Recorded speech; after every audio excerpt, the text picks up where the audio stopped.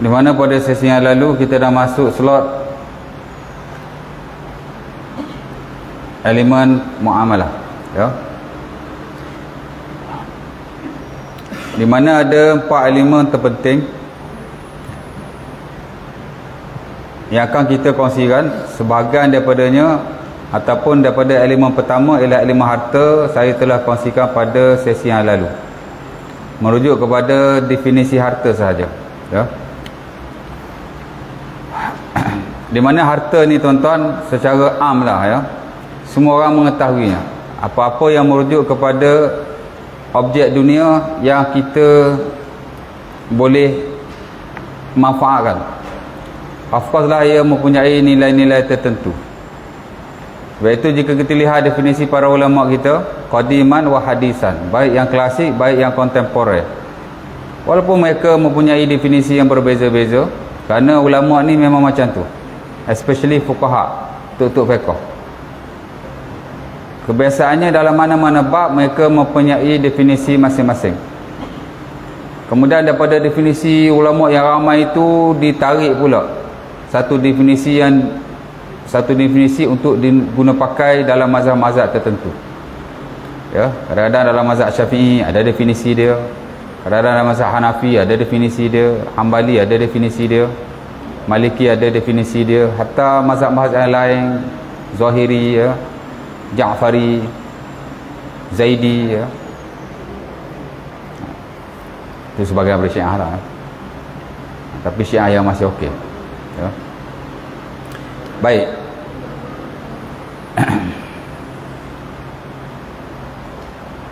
Di mana definisi-definisi ini penting untuk memberikan kepada kita gambaran am tentang suatu perkara. Taklah wajib tuan-tuan belajar fiqh, ibadat ke, muamalah ke, tak lalu definisi pun tak apa, tapi flow dia macam tu. Sebelum kita membincangkan satu perkara, kita mesti menjelaskan dulu pentakrifan atau definisi hal itu, supaya kita ada gambaran am. Kita nak belajar ni apa benda, ya tak? Walaupun sebagainya kita telah ada idea, kita dah tahu dah sikit sebanyak, ya. Termasuk harta, semua orang tahu harta. Orang Melayu sebut harta, Inggeris sebut property, orang Arab sebut mal. Walaupun banyak definisi ada dalam market. Dulu baik, yang sekarang baik, kontemporer, kita panggil muasir, ya. Semuanya merujuk kepada dua perkara. Pertama, objek dunia, ya, ainun. Ain ni maksudnya, ain ni dah bahasa Arab banyak masuk. Mata kita ni pun ain juga, ya. Ya tak? Jasus, pengitik-pengitik ni pun, polis-polis rahsia ni kita panggil ain juga, ya. Mata air, ya. Kullu ainin naba'at minal ardi wa kullu ma'in nazala minas sama' tahir mutahhir yasihu taharatu bihi. Ni tuan-tuan belajar dalam fiqh ibadat tu kan, dalam bab air tu dia akan sebut air mata yang keluar daripada bumi, air hujan yang turun daripada langit, semuanya adalah suci untuk ditaharahkan, ya. Ain juga, ya tak? Ya. Harta pun ain juga, ainun. Tapi ain ni macam mana? Zatu qimatin, dia tidak boleh tidak mempunyai nilai, dia mesti ada value, ya. Banyak definisi, tapi dia berkisar kepada dua perkara. Pertama ain, kedua zatu qimah, hak ada nilai, hak ada value, ya. Ada juga objek dunia hak tak ada value, dan kebiasaannya objek-objek dunia yang tak ada value ni dia tidak boleh ditransaksikan. Islam awal-awal tak pernah ada. Bila tidak ada value, maksudnya ia tidak boleh dimanfaatkan, ya. Contoh najis ke objek juga tu, betul tak? Tapi boleh tak kita jual beli? Tak boleh. Pasal apa? Pasal dia tidak boleh manfaatkan, ya. Itu asas kepada pengharaman najis. Lepas tu majoriti ulama dulu kata najis ni tak boleh dijual belikan, tak boleh ditransaksikan, pasal tak ada manfaat. Tapi hari ni kalau kita tengok fatwa-fatwa semasa, najis-najis haiwan yang halal dimakan seperti lembu, seperti kambing, seperti unta, ya, boleh dijual beli. Kenapa? Kerana pertama, ulama tak sepakat akan kenajisannya. Ada ulama kata dia najis, ada ulama kata dia tidak najis.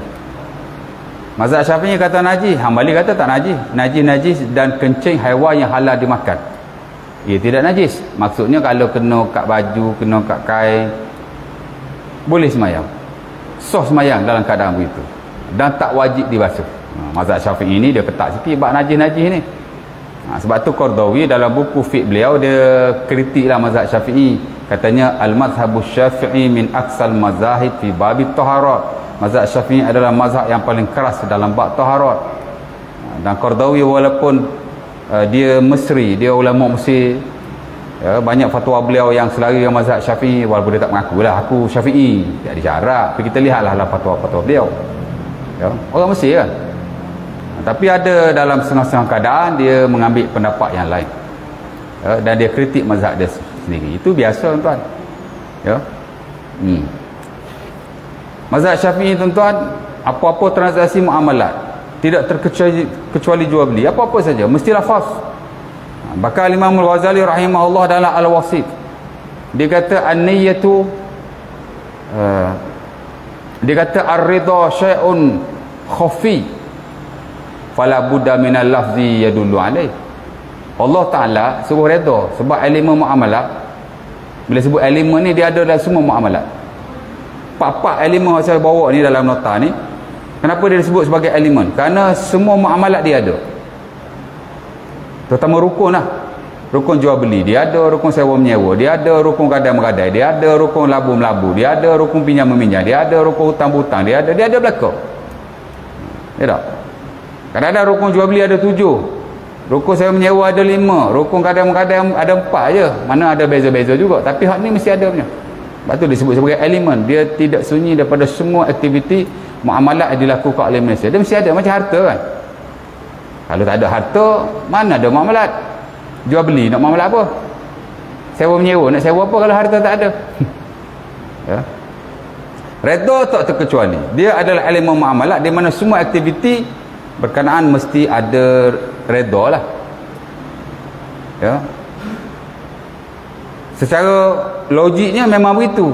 Mesti kita redha kan. Mana boleh paksa-paksa. Kalau paksa-paksa bergaduh lah. Dan of course lah ia telah dinaskan oleh Allah Subhanahu Wa Taala. Ya ayyuhallazina amanu la ta'kulu amwalakum bainakum bil batil illa an takuna tijaratan an taradin minkum. An-Nisa ayat 29. Ayat number 1 dalam muamalah. Ya. Ayat ni dalam semua bab ada. Dan kita akan baca setiap masa. Kerana core dia hak ni lah. Allah Ta'ala kata, wahai orang yang beriman, jangan kamu makan harta sesama kamu secara batil, melainkan dengan redha, melainkan melalui jalan perniagaan yang ada redha meredai di antara kamu ataupun di kalangan kamu. Redha Allah Ta'ala sebut kan. Jual beli mesti redha, mana boleh paksa-paksa. Kalau paksa tak sah. Sewa menyewa mesti redha, tak ada redha tak sah. Melabur lebih-lebih lagi dah orang nak pakai modal kita. Kita nak bagi modal kita pada orang. Mana boleh dia main cilok ambil begitu, ya tak? Mesti ada volunteer, mana kita dengan sukarela menyerahkan kepada pihak-pihak tertentu, ya. Kata Imam Al-Ghazali rahimahullah, redha ni benda ada dalam hati kita, benda khafi, hidden. Ar-ridha syai'un khafi. Redha ni katanya benda yang tersembunyi dari hati. Saya tahu dah Haji suka saya, tak tahu. Saya tahu dah abang benci saya, tak tahu. Allah je tahu. Redha pun macam tu, ya. Redha ni mana suka lah, suka. Kita nak benda tu. Dan kita tidak tahu. Boleh tahu, cuma dengan agakkan. Kita assume, boleh jadi dia suka kat aku ni. Jumpa aku senyum semua ni. Agak-agak. Muamalat tak boleh main agak-agak. Dia mesti confirm. Allah Ta'ala suruh redha. Mesti verify redha dia tu. Jadi kata Imam Ghazali, macam mana nak verify redha? Betul tak? Lafaz lah. Maka tidak boleh tidak. Mesti dilafazkan. Aku beli, aku jual. Aku sewa, aku menyewa. Aku bagi sewa. Aku bagi modal, aku bagi untung. Kita share untung. Mesti ada lafaz lah. Baru benda jelas. Sehingga majoriti ulama kata begitu. Of course lah standard dalam mazhab Syafi'i. Ya.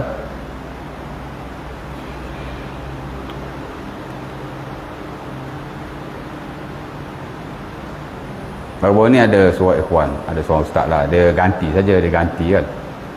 Ya. Dia buka buku, dia baca buku ataupun dia rujuk buku Iqna'. Buku Iqna' ni kira buku top lah mazhab Syafi'i yang mensyarahkan matan Abi Syuja'. Ya. Saya tingkatan 4, tingkatan 5 dah belajar kitab tu. Ibadat muamalah, tapi ada silibus dia lah ya. Jadi kita dah expose pada kitab tu. Memang kitab Syafi'i punya. Tapi kita Iqna' dikarang bila? 100 years ago. Mata Abi Syuja' disusun bila? Lebih lama lagi. Ya, betul dah tu. Tapi tak, kalau tak saring dengan hotlon ni tak betul lah, atau tidak tepat. Ya. Dia kata hibah ni mesti tuan-tuan sebut pada anak tuan-tuan. Ayah bagi pada awak. Dia pun kena terima, kena ada ijab kabul. Tak ada ijab kabul tak sah. Banyak mak bapak hari ni bagi harta pada anak-anak sekadar tukar nama saja. Mulut tak sebut, dia kata tak confirm betul-betul. Maka dia kata tidak sah. Kalau pak dia mati, harta tu mesti difaraidkan. Dia kata begitulah. Ya. Jadi betul tak betul? Betul, tapi tak tepat. Ya. Memang kitab mazhab Syafi'i tu. Dulu-dulu memang begitu. Tapi sekarang apa-apa muamalah termasuk hibah bahkan tak perlu dilafazkan lagi. Kita dah bagi anak kita, dia pun dah ambil, kita pun dah tukar nama. Nak gapo lagi? Dan itu yang difatwakan di negara kita di peringkat kebangsaan seperti fatwa JAKIM, bahkan di peringkat negeri. Kalau tengok sudah tidak perlu melafazkan. Kalau dah tukar nama dah, nak hibah ke mana lagi? Hibah dah tu. Ya tak? Ya? Dan pakar muamalat dunia hari ni antaranya Dr. Ali Qurrah Dari. Baru-baru ni datang Malaysia. Dia ni antara yang top lah tuan-tuan. Nak kata dia lebih famous saya tak tahulah, tapi dibandingkan dengan Taqi Osmani lebih kurang lah. Mana kata top, dua-dua ni top.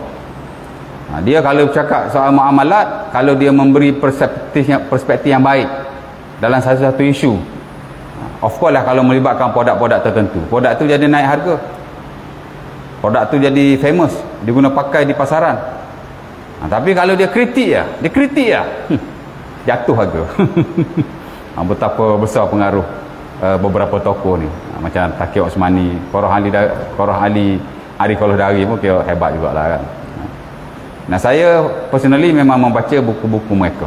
Ya. Kata Ali Qurrah Dari, dulu-dulu lafaz mesti. Majoriti para ulama, siapa-siapa yang kata tak lafaz, dia ada pendapat yang terpencil. Contoh kita ambil dalam konteks mazhab Syafi'i, semua kata lafaz. Yang kata tak lafaz hanya Ibnu Suraish. Lepas tu datang Imam Nawawi. Pendapat tu masih tidak diangkat sampailah ke hari ini. Sebab dah lah beza dengan majoriti, beza dengan mazhab dia sendiri. Sebaliknya pula yang berlaku di sisi mazhab Hanafi. Ada mazhab Hanafi, ulama dia, mazhab Hanafi kata tak perlu lafaz-lafaz, tak perlu, cukup mu'attad, mana macam sekarang lah, kita bagi, terima sudah. Tasarrufat atau suluk, maknanya tindakan sudah memadai. Ya. Terbalik pula, kalau majoriti kata mesti lafaz, Hanafi kata tak payah lafaz. Tapi ada ulama yang tak setuju dengan Hanafi. Berapa dia Hanafi? Al-Imam Al-Karakhi, dia tak setuju. Mana kata ada juga individu-individu tertentu dalam mazhab masing-masing dia tak ikut mazhab dia sendiri. Ya. Baik, balik pada yang tadi. Ya. Ali Qurrah Dari kata dulu-dulu memang lafaz. This is the opinion of majority scholars. Majority of the scholars, mana ramai kata begitu, dan dia diamalkan secara praktis di peringkat bawahan, masyarakat buat memang betul tak? Okey, bagus. Tapi kata beliau pada hari ini, dia bukan lafaz, dia boleh 5 cara. Satu, lafzon, ni top lah, lafzon, lafaz. Yang kedua katanya kitabatan, tulis. Awak tulis, awak tik, awak write, awak tampering, ya tak? Online semua dah apa dah, semua tik je, tik je. Bank buat purchasing dengan bursa, on click je, klik, sebab tu setengah kata banking buat sale tak valid ataupun tak genuine. Kalau banking buat sale tak genuine, kita duk beli Shopee tu genuine ke? Main klik je, mana ada pergi kedai beli, tak ada kan.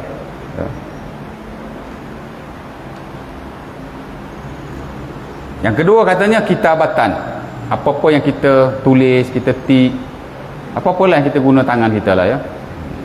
Sementara hari ni memang praktikal, selain daripada kita guna mulut, kita guna tangan, ya tak? Handphone duk main kat tangan aja kan. Yang ketiga isyaratan, isyarat. Boleh ada dia tak sebut, boleh ada dia tak tulis, tapi isyarat. Ya tak? Tengok gini ya, jalan. Ya. Lafzan, kitabatan, isyaratan, sulukan. Apa-apa tindakan, any action, itu maksudnya. Apa-apa tindakan yang menunjukkan redha. Okey. Dan akhir sekali dia kata bazalan ataupun buzlan, mana sekadar serah terima sudah membadai. Dan itu saya kira apa yang disebutkan beliau itu amat sesuai lah dengan konteks hari ni ya. Baik, jadi kata si fulan ni, ustaz ni dia kata tak sah, jadi kena faraid. Dia kata siapa-siapa apa dia ubi dulu tak sebut, kena faraid tu. Dia kata kalau tidak kita memakan harta yang haram ya. Saya ada je kat belakang, tapi saya yalah kan, biarlah, betul dah dia ayat tu. Kalau jemaah nak tahu dia tanya saya lah. Dan di tempat tu memang saya mengajar muamalat, tapi lambat lagi lah 2 minggu lagi. Tak ada mengajar muamalat, lepas kelas tu kat dia mau ikut belakang saya. Saya nak pergi Jambil lepas semayang tu kan. Yalah, saya lepas salam tu saya turun pergi tandas. Lepas saya keluar tandas tu mereka pergi 4-5 orang.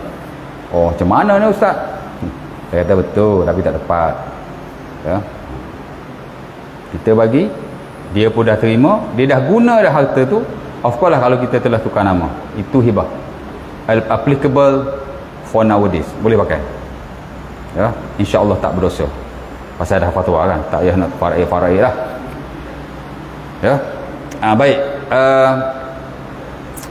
jadi apa-apa definisi yang didefinisikan oleh para ulama tuan-tuan, dia tak lari daripada dua perkara. Pertama objek, kedua ialah manfaat. Saya kaitkan manfaat tadi. Ulama dulu tuan-tuan memang dia mengharamkan najis lah, adalah hadis-hadisnya. Memang najis ni tak boleh dijual beli, tapi ada sedikit isu najis-najis yang tidak disepakati najis, seperti najis kambing, najis lembu, najis unta, haiwan-haiwan yang halal dimakan. Dulu-dulu ulama memang kata tak boleh. Of course standard mazhab Syafi'i dan majoriti bahkan, tapi segelintir kata boleh. Pertama kerana dia tidak najis secara sepakat para ulama. Ada ulama yang kata ia tidak najis. Mazhab Hambali dia tak najis. Sebagian ulama mazhab Syafi'i seperti Al-Imam At-Tabari rahimahullah, dia pun kata tak najis. Hatta dia pernah semayang, najis burung ada di atas bahunya. Selepas habis dia solat, dah lah tu aling tak, maya ada najis pula di lengan baju. Memang kena tanya lah, tuan guru macam mana ni ada najis ni, tuan guru kena semaya semula ni. Apa jawab beliau? Ana fi hazil mas'alati Hambaliyul mazhab. Aku dalam masalah ni bermazhab Hambali. Masa dia alah takat taik burung kan, cerita dia macam, tapi tak boleh kalau ikut mazhab Syafi'i, tak sah tu ya. Mana dia tolerir dalam bab tu ya. Majoriti kata tak boleh. Hanafi membolehkan. Jadi ada ketidaksepakatan ulama di situ. Tapi jika kita lihat fatwa-fatwa hari ni, saya tak pastilah adakah semua negara Islam memfatwakannya. Habis kita lihat macam fatwa kotor, fatwa ataupun pendapat Ali Qaradari pun sama. Dalam buku Syarah Al-Wasit beliau, dalam hal ni dia kata aku condong kepada mazhab Hanafi, dan juga sebagaimana pendapat ulama-ulama kontemporer, najis-najis haiwan yang halal dimakan boleh dijual beli. Sebabnya kerana ia tidak disepakati najis. Yang kedua kerana ia boleh dimunafaatkan. Katanya asas kepada jual beli ialah munafaat. Kalau ada munafaatnya, ia boleh dijual beli ya. Apa manfaat nak najis-najis begitu? Dibuat baja. Ya tak? Dan memang orang personally tanya saya, di Suai Ikhwan jugalah, dia tanya saya, Ustaz, ada member ada lada kambing. Jadi kalau taik-taik kambing tu dia jual macam mana? Saya kata mazhab Syafi'i memang tak boleh, tapi fatwa kontemporer saya lihat sebahagian daripadanya telah membenarkan ada manfaat. Tapi saya kata kalau boleh kan, tak payah jual lah kalau boleh. Itu lebih orang kata lebih baik lah, bagi saya lebih baik. Melainkan jika ada kos-kos tertentu, kita nak kumpul tarik tu, boleh ada kita upah orang, kita gunalah duit-duit tertentu, kita ambil hak tu je lah ya. Tapi kalau terpulang lah saya kata, tapi fatwa semasa membenarkan. Saya kalau secara peribadi saya kata, kalau saya lah kan, saya kata tak payah berjual, bagi lah, beri kan ya. Pasal ialah walaupun dia tidak najis, tapi ada ulama kata najis, cerita dia begitulah. Benda-benda yang khilaf seumpama ini kalau kita dapat elakkan lebih baik. Tapi kalau nak ambil terpulang lah. Kita bagi pendedahan. Ulama ni kata begini, ulama ni kata begini. Fatwa semasa ahli Qaradawi tu pakar muamalat dunia. Ya tak? Kalau berdebat saya dengan dia, saya duduk atas bumi, dia ni sampai tingkat 10 dah. Ya tak? Ini pendapat saya begitu. Tapi kalau ikut ahli Qaradawi, dia kata boleh. Dua saja. Ya. Kerana ia bukan najis dan ia boleh dimanfaatkan. Asal kepada muamalat ialah manfaat. Sebenarnya ada manfaat, go for it katanya. Tapi kalau baik, tak apalah, setakat tu je lah bab tu. Okey, jadi dia poin dia tuan-tuan, satu objek dunia, satu boleh dimanfaatkan, atau dalam arti katanya dia ada nilai. Harta lah tu, walau sekecil mana pun. Dan jangan pandang remeh kepada harta-harta seumpama ini ya. Ada isteri sahabat Nabi SAW, seumpama yang diriwayatkan dalam Sunan Abi Daud, dia infak harta suami dia. Apa dia? Makanan. Orang datang minta sedekah, dia pun bagi sebagai makanan dari rumahnya. Maka dia bertanya Rasulullah SAW, apa hukum aku sedekahkan harta suamiku? Kerana makanan tu harta suami. Suami ke cari rezeki, bawa balik, beli beras, beli gandum, tiba-tiba aku sedekahkan kepada orang itu tanpa meminta izin daripada suamiku. Apa hukumnya? Boleh ke tak boleh? Dia tanya Rasulullah SAW. Maka apa kata Nabi? Kata Nabi SAW, la tunfiq imra'atun min mali zawjiha illa bi iznihi. Tak boleh seorang wanita menginfakkan harta suaminya melainkan dengan izinnya. Ya. Maka sahabat lain yang bertanya, at-ta'am ya Rasulullah. Alah, makanan je pun Rasulullah. Makanan je. Bukan kata emas ketul ke, ya tak? Duit 1000 ke, alah makanan berapa iya je. Bila dia tamar ke 4-5 biji, ya tak? Gandum ke satu cedok satu cupak. Apa jawab Nabi? Nabi kata zalika afdalu amwalina. Itulah seafdal harta kita. Itulah makanan. Makanan ni walaupun nak dibandingkan dengan harta-harta dunia yang lain, mungkin nilai dia lebih kecil, tapi dalam syarak, dalam setengah keadaan, ia adalah seafdal harta ya? Sebab itu sebahagianlah ulama tidak membenarkan wanita menginfakkan harta suaminya melainkan dengan izinnya. Kerana harta suami belum tentu harta dia. Belum tentu ada harta suami yang harta dia. Itulah nafkah yang wajib diberikan oleh suami kepadanya. Itu harta dia. Kalau suami tak bagi pun dia boleh curi. Oh, Ustaz ngajar curi Ustaz ni. Dok, memang gitu dalam fiqh muamalat. Kita belajar secara khusus. Kalau suami tu kedegut sangat ataupun berkira-kira, sedangkan itu nafkah kita. Dengan makan kita, dengan pakar kita, dengan makan anak, dengan pakar anak, makan anak dengan yurai tu, yurai ni. Kita belanja sebulan patut dia beri kepada kita 2,000. Tiba-tiba yawi tak cukup lah. Tak cukup dengan kadar kifayah ada. Tengoklah kifayah macam Selangor berapa ni berapa. Ataupun keperluan kita sendiri. Memang penting lah makan minum pakar tempat tinggal. Benda penting. Ya tak? Ada sebagian suami tak tanggungjawab ni kadang-kadang macam tu lah.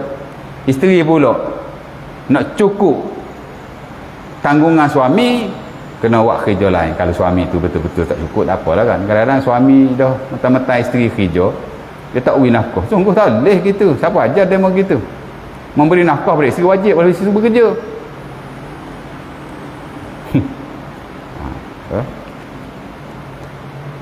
InsyaAllah. Dan kalau isteri tak bagi, dan kalau suami tak bagi, dia boleh curi. Boleh ambil lah sekadar nafkah dia. Pasal itu dikira harta dia. Dikira duit dia. Hak dia nak kena makan, minum, pakai dan seumpama. Dan ini pernah berlaku, seumpama yang diriwayatkan dalam Sahih Bukhari, daripada sahabiah Rasulullah sallallahu alaihi wasallam nama Hindu. Untuk lelaki dia nama Abu Sufyan. Ya. Dia kata, ya Rasulullah, inna Abu Sufyan rajulun syahih, la yu'tini ma yakfini wa waladi. Fa akhastu minhu wa huwa lam ya'lam. Wahai Nabi, suami aku ni Abu Sufyan ni syahih. Arab ni tuan-tuan, dia ada dua. Satu bakhil, satu syahih. Bakhil ni makna kedeku. Syahih ni makna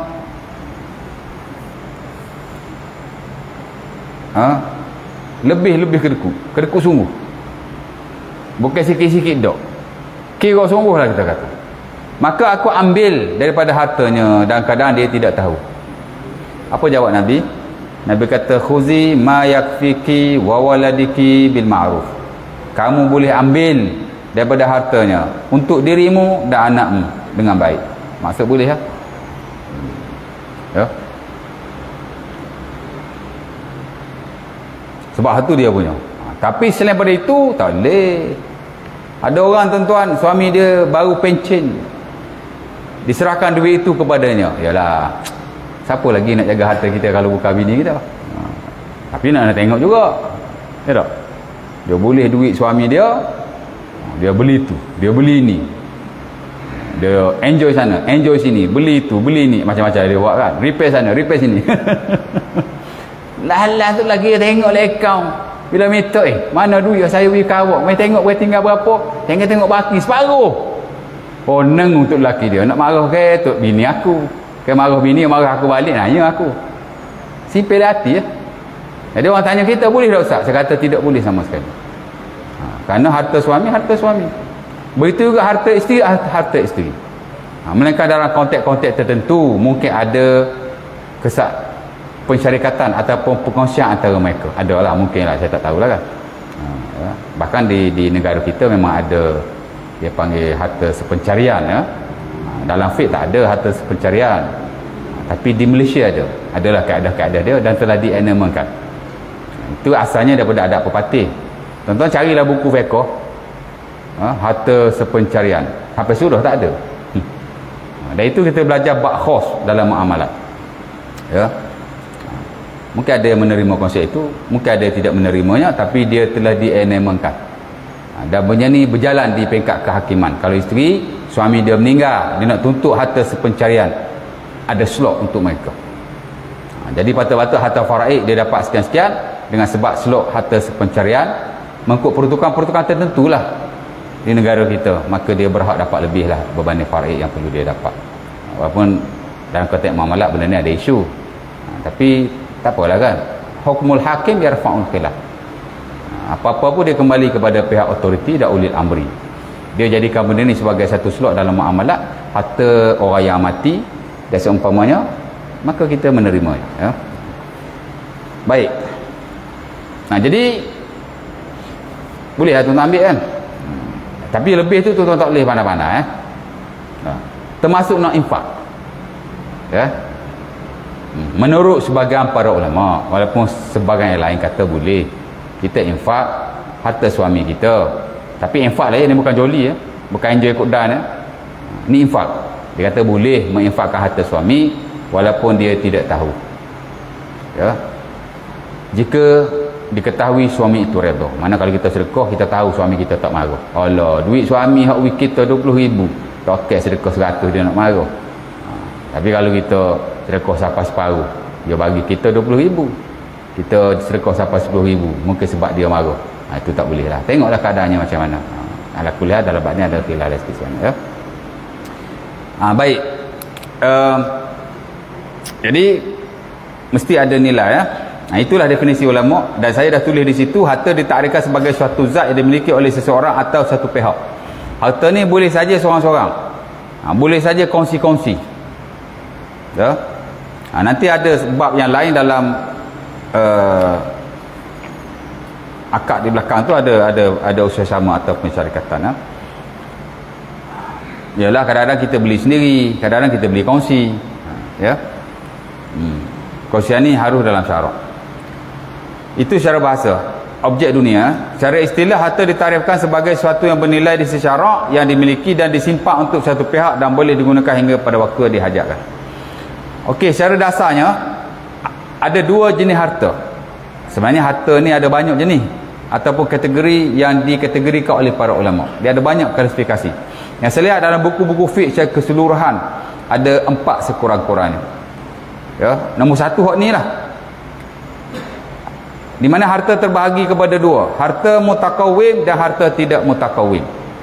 Very simple. Harta mutakawim ialah harta yang diakui oleh syarak dan ia boleh ditransaksikan, boleh diniagakan, boleh dikontrakkan, boleh buat jual beli, boleh buat sewa menyewa, boleh buat apa-apa lah ya.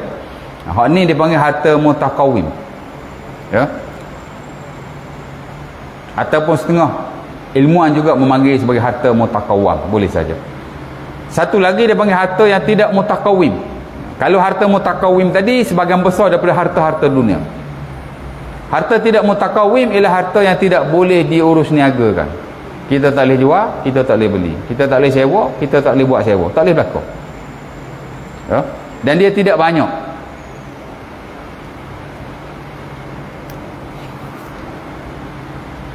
Apa itu harta mutakawim? Contoh emas, perak, tanah, mata wang. Saya buat contoh kat situ kan. Tidak mutakawim pula, harta yang tidak diakui di sisi syarak, tidak boleh diniagakan, tidak boleh dikontrakkan, bahkan tidak boleh dimuamalahkan sama sekali. Contohnya anjing. Menurut majoriti para ulama. Majoriti kata anjing tak boleh jual beli. Walaupun anjing tu untuk dimunafaatkan. Sebab anjing-anjing ni tuan-tuan ada manfaat dia.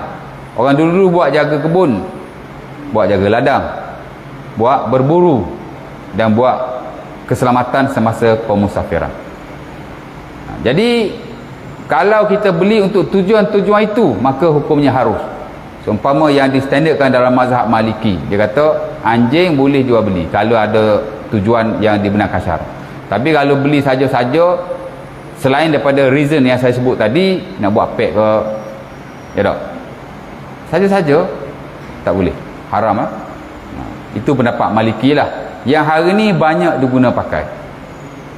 Tuan-tuan, negara kita beli anjing daripada luar negara, dia pakai kontrak mana? Kalau dalam mazhab Syafi'i, jual beli anjing haram dan tak sah. Dan bukan hanya mazhab Syafi'i, majoriti para ulama qadiman, classically.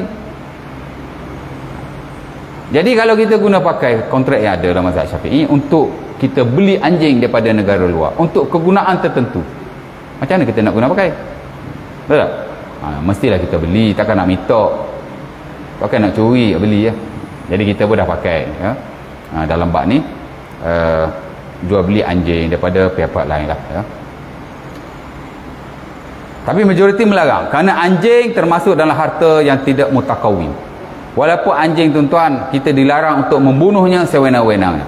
Nabi sebutlah hadis Muslim daripada Abi Hurairah, laula annal kilab ummatun minal umam la amartu biqatliha. Kalaulah anjing ini bukan ummah daripada ummah-ummah.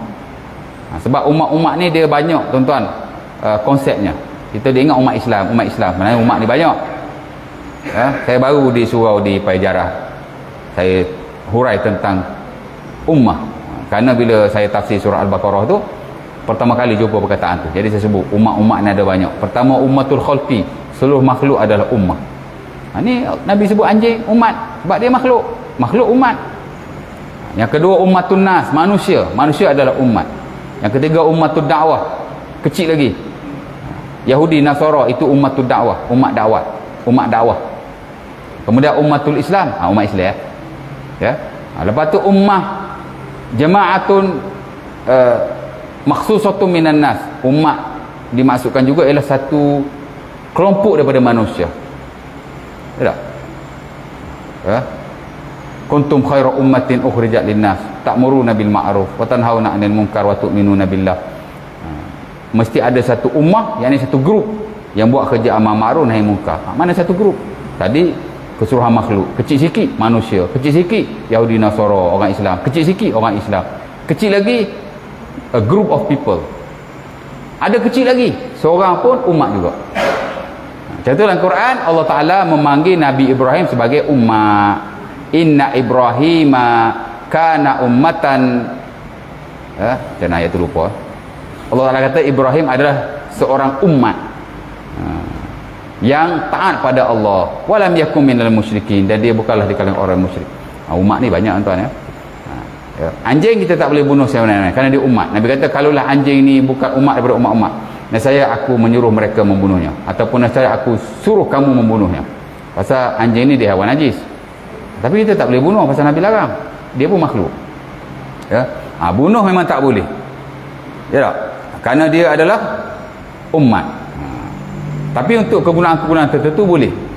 Dan kalau nak jual beli pun di atas perisi itu ataupun reason berkenaan, maka dibenarkan. Semua majoriti dia tidak benar. Kerana anjing termasuk dalam harta yang tidak mutakawim. Ya. Arak pun sama juga. Ya. Jual beli arak ni dinaskan direct oleh Rasulullah SAW. Umpama yang diriwayatkan oleh Jabir dan Sunan Abi Daud, la'anallah al-khamra wa syaribaha wa saqiyaha wa ba'i'aha wa mubta'aha wa hamilaha wal mahmulati ilaiha. Apa lagi? Bukan itulah hadis dah. Nabi SAW melaknat arak, peminumnya, tukang tuangnya, orang yang belinya, orang yang jualnya, orang yang bawa, orang yang dibawa kepadanya. Mana anything related to arak tidak dibenarkan. Dan Nabi sebut dengan jelas arak ni tak boleh jual beli ya. Dan juga adalah hadis yang lain Sahih Muslim daripada Jabir juga, ketika pembukaan Mekah Nabi sebut tak boleh jual beli arak ya. Nabi kata innallaha harramal khamra wal maisir wal ansab wal azlam. Allah Ta'ala mengharamkan ada 4 perkara, salah satu Nabi sebut arak ya. Dan ujung tu Nabi kata bila sahabat kata yang Nabi larang ni maitah sorry, Nabi kata lah hadis tu hadis Jabir, Nabi kata Allah Ta'ala mengharamkan arak. Innallaha harrama al khamra wal maitah ya, wal khinzir wal asnam. Allah Ta'ala larang arak, bangkai, anjing dan berhala. Maka sahabat kata macam mana ya Rasulullah, inna syumal maitah ya, wahai Nabi, bangkai ni kami guna kadang-kadang kami buat apa nama tu, dia kata dia buat untuk hidupkan api, buat pelita kan, dia taruh macam tu lah cerita dia. Kadang-kadang dia buat minyak untuk kulit dan macam-macam. Nabi kata la huwa haram, tak boleh juga, ia adalah haram ya.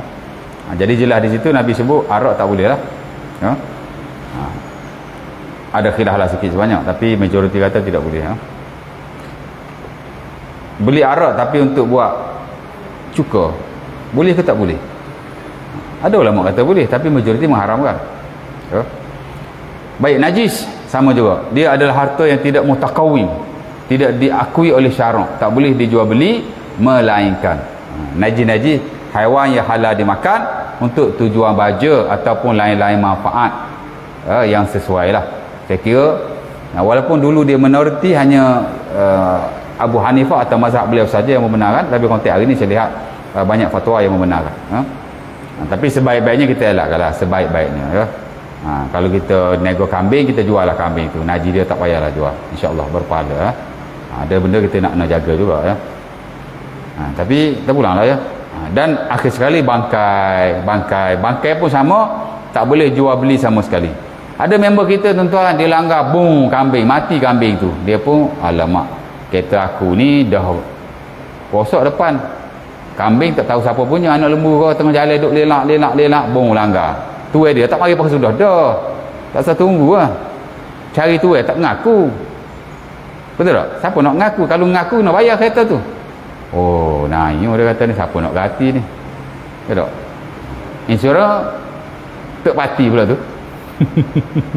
Dia pun ambil kambing, boleh bonek atau anak lembu, pergi jual.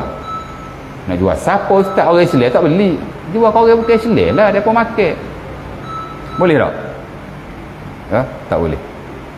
Innallaha iza harrama syai'an harrama samanahu, ya. Kaedahnya seumpama yang diriwayatkan oleh Sunan Abi Daud daripada Ibnu Abbas, bila Allah Taala mengharamkan sesuatu, Allah Taala haramkan juga ia untuk ditransaksikan. Allah Taala larang kita makan bangkai, nak jual pun tak boleh, mengambil hasil daripadanya pun tidak boleh. Azan dulu lah.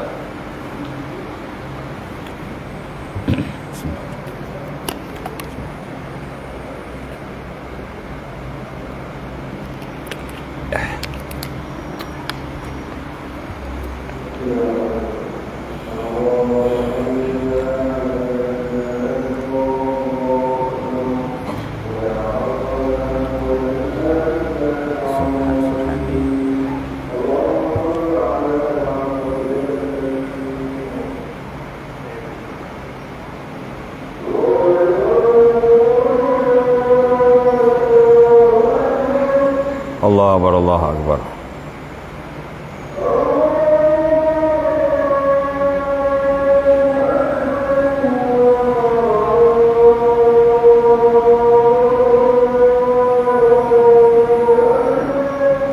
Allahu Akbar, Allahu Akbar.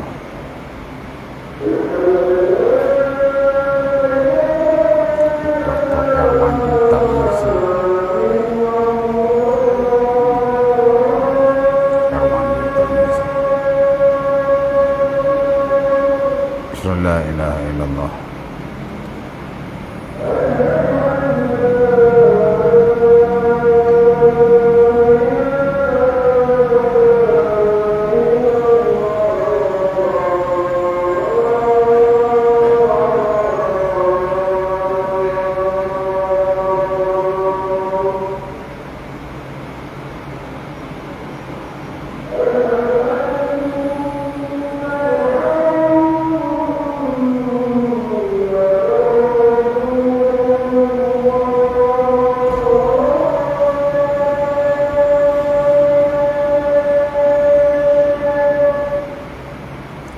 Sayyidina Muhammad Rasulullah.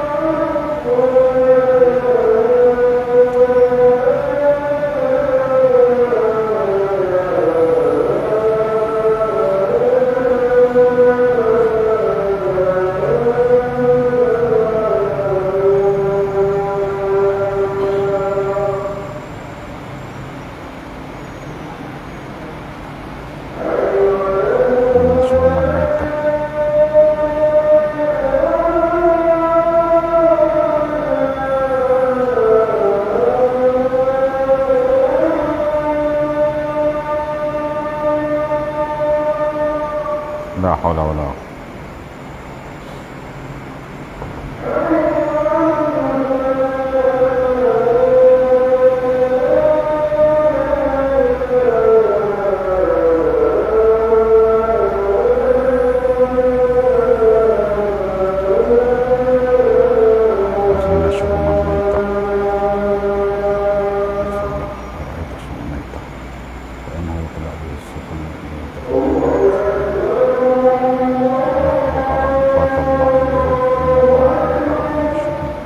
فأشمروا ثم ضاعوا فأكبوا سنة.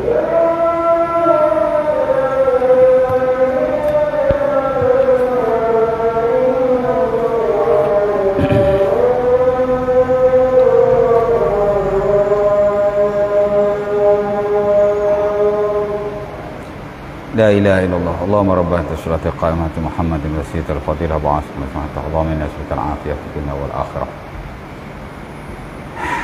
Baik, maka tidak boleh atas apa alasan sekalipun bangkai tidak boleh dijual beli sama sekali. Bagi free pun tak boleh. Bagi free pun tak boleh. Ya. Pertama kerana hadis tersebut tadi, bila Allah Ta'ala mengharamkan sesuatu, Allah Ta'ala haramkan harga ataupun hasil daripadanya.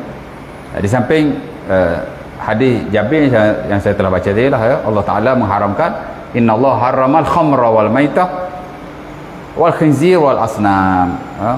Allah Ta'ala mengharamkan arak, bangkai, babi dan berhala. Bukan kata haram nak makan dan seumpamanya, tapi tak boleh dijual beli atau urusan-urusan muamalah yang lain, ya.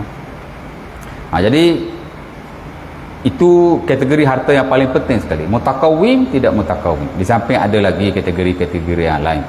Ada harta mangkul, tidak mangkul, ada harta istilahki, ada istimali, ada harta misli dan kimi. Yang saya kira mungkinlah saya akan sentuh pada waktu yang lain. Tapi yang penting sekali kategori hak tu, mutakawim, tidak mutakawim. Jadi kalau kita nak jual, mutakawim ke tidak?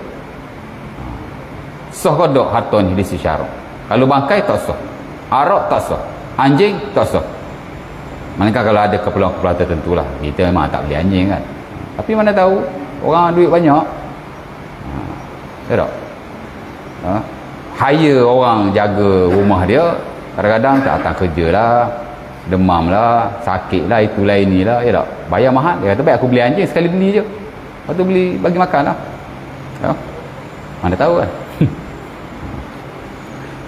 Okey, jadi harta dari sudut syarak juga berkait pahala dan dosa terbagi berdua, harta halal dan harta haram. Ini satu lagi kategori harta, satu disebut sebagai harta halal dan satu disebut harta haram. Harta halal merujuk kepada harta yang diperolehi daripada sumber atau jalan yang tidak dilarang oleh syarak. Tadi mutakawim dan tidak mutakawim, dari sudut boleh tak kita transaksikan. Satu lagi harta mengikut cara kita dapat harta tu. Satu disebut sebagai harta halal, al-amwalul halal. Satu lagi disebut sebagai harta haram, al-amwalul haram ataupun al-amwal al-muharramah. Yang ini yang menjadi fardu ain sebenarnya dalam bab muamalat. Muamalat ni bukan semua fardu ain. Ada part-part tertentu je fardu ain, ya. Antaranya hak ni memang betul-betul fardu ain lah, di mana tuan-tuan kena tahu mana benda yang boleh, mana benda yang tidak boleh. Di mana banyak tempat bila saja bab ni ada yang kata saya tak tahu Ustaz, baru saya tahu benda ni tidak boleh. Kerana benda ni ada hak direct, memang kita tahu, tapi ada yang indirect. Tak apa, tak tahu tak apa, ha? Contoh macam zaman Nabi dah, orang buat riba kan. Sebelum riba diharamkan, tak apa dia buat, dia boleh makan. Setelah riba diharamkan, maka dia tidak boleh buat lagi, ya. Dan dulu-dulu dia makan riba, dia tak perlu kembalikan kepada orang yang telah dia makan riba daripadanya. Dan itu yang ulama hari ni fatwa. Ada benda dia tidak tahu, lepas tu sekarang dia tahu macam mana duit haram yang dia telah hasilkan. Ada fatwa ulama kontemporer kata, dulu dia tidak tahu, sekarang dia tahu, maka duit haram yang dia usahakan dulu tak perlu dia sedekahkan, halal baginya. Dia kiaskan di atas orang-orang kufar, di mana orang kafir tuan-tuan, bila dia masuk Islam, dia bukan hanya tak perlu qada sembahyang yang dia tak pernah buat zaman dia kafir dulu. Dia bukan hanya tak perlu qada puasa yang dia tak puasa lah dah kafir, nak puasa apa. Dia juga tidak perlu menyerahkan harta-harta haram yang pernah dibuat masa dia kafir kepada pihak lain, tidak kepada Baitul Mal dan tidak juga kepada orang-orang fakir. Jadi dia kira hak tu, kalau hak tak tahu betul lah. Kalau kita tahu, lepas tu buat juga, lepas tu mari taubat, tak jadi. Ya tak? Dulu tak tahu, dulu judi tu ketika nombor support totu tak. Lepas tu mari nyesal lah, dah umur 40-50 tak kata taubat lagi. Lepas tu duit saya dulu Ustaz cari tiga nombor totu, nombor ekor banyak kali menit. Sekali 3,000, sekali 2,000, kali himpun-himpun 20,000 tu Ustaz. Awak kena cari balik 20,000 tu, awak kena pergi Baitul Mal bagi kat mereka. Kalau boleh ke sanalah, kalau banyak kan. Kalau banyak, tapi boleh juga sebenarnya tuan-tuan beri kepada fakir miskin, tapi mesti digantikan lah. Pasal dulu tahu tak judi haram? Tahu, tahu boleh ya. Tapi mana tahu ada orang dia baru masuk Islam dah, tapi dia tidak tahu benda tu haram, dia buat juga. Lepas tu baru tahu lah haram judi rupanya. Tak tahu pun, mana tahu kan. Maka sebagai ulama kata mengatakan bahawa dengan sebab dia tidak tahu, maka harta itu tidak perlu diserahkan kepada orang lain. mudah-mudahan Allah Ta'ala memberi keuzuran kepadanya. Samalah ataupun exactly the same kepada orang bukan Islam itu, ya. Jadi kita habis dapat tu, next nanti kita pergi kepada harta-harta halal, ya. Allowable property, mana harta yang dibenarkan dalam syarak untuk kita memilikinya. Ada banyak sebenarnya, tapi ala kulli hal overall inilah yang kita boleh kongsikan sikit banyak. Mungkin satu kuliah kita boleh habiskan atau dua kuliah. Kemudian kita pergi pula kepada harta-harta yang haram yang tertera dalam nota saya. InsyaAllah saya akan explain lah pada kuliah akan datang. Ada yang tanya apa-apa tak? Ada soalan? Ada yang tanya apa-apa? Tak ada soalan? Everything is clear. Ya. Yeah.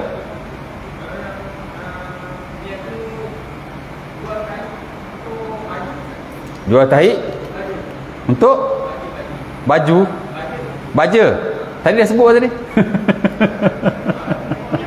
Punya panjang lebar anak urai tadi. Siap baca hadis apa gitu gini ya. Siap baca fatwa ulama lagi.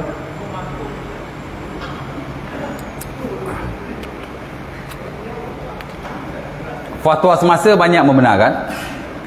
Kerana pertama ia bukan najis secara sepakat. Najis-najis haiwan yang halal dimakan. Dia kata boleh lah. Kalau dulu-dulu tak boleh, majoriti kata tak boleh, termasuk standard mazhab Syafi'i, ya. Segelintir saja yang membenarkan, ya. Hanafi membenarkan, Hambali membenarkan setahu saya, tapi setahu saya majoriti lah melarang, ya. Tapi hari ni saya lihat fatwa-fatwa semasa macam fatwa Kotor, macam Ali Koroh dari pakar muamalah dunia punya tu, dia kata harus, kerana ada manfaatnya. Dia bukan betul-betul najis lah. Jadi kalau tuan-tuan nak jual based on that fatwa harus. Cuma kalau tanya pendapat saya secara peribadi, saya kata kalau boleh jangan jual lah. Jual haiwan tu sudah lah, tak payahlah jual, ya. Kalau kita perlu pada koh-koh tertentu, okey lah, ya. Tapi kalau boleh tak payah jual. Tapi ialah kalau ikut fatwa boleh sekarang ni. Tapi pasal kalau ikut betul-betul mazhab Syafi'i memang tak boleh diurus niagakan. Saya semak juga fatwa-fatwa negeri-negeri yang ada, tapi as far as I'm concerned belum ada lagi lah fatwa-fatwa. Saya ni tuan-tuan banyak semak fatwa, dan unfortunately ada banyaklah benda-benda yang kadang-kadang diguna pakai secara meluas, hatta tak tahulah kan, masih tidak ada fatwa dikeluarkan. Bahkan ada perkara yang saya personally WhatsApp Mufti Selangor, tanya dia, Ustaz benda ni dah ada fatwa belum? Dia kata tidak ada. Padahal kalau nak diikutkan benda ni dah lama diguna pakai secara praktisnya pun, dan kita lihat ada benda-benda yang tidak patut berlaku lah dalam hal ni. Tapi ialah kita jangan bergantung pada fatwa. Dia kadang-kadang fatwa tak ada, tak apa. Takwa tu penting, takwa, ilmu dan takwa ni kita belajar. Jangan bergantung pada fatwa. Tak ada fatwa tak apa, tak. Hak lebih penting daripada fatwa ialah ilmu dan takwa. Kita tahu, kita tinggalkan. Kita tahu, kita jangan buat, ya. Jadi kalau tak ada fatwa pun nak macam mana? Insya-Allah taala, ya, mudah-mudahan setakat itu dulu. Aku lukul hazar, Assalamualaikum warahmatullahi wabarakatuh. Kita tangguhkan majlis kita dengan tasbih kafarah.